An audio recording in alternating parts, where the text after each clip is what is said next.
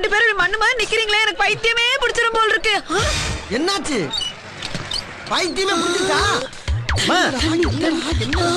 என்னமா செய்யற?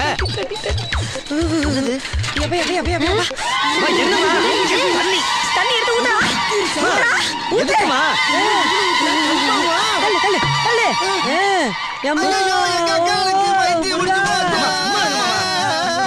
என்னமா? ஐயோ, நட்டலோட ரோட்ல நடு வீதியில லாரி வர்ற பாதையில உருண்டுகிட்டு கிடக்கு.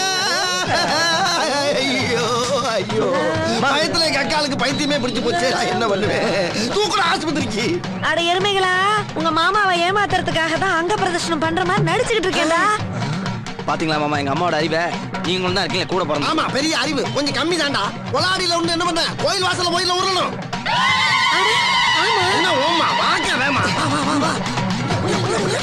சீக்கிரமா.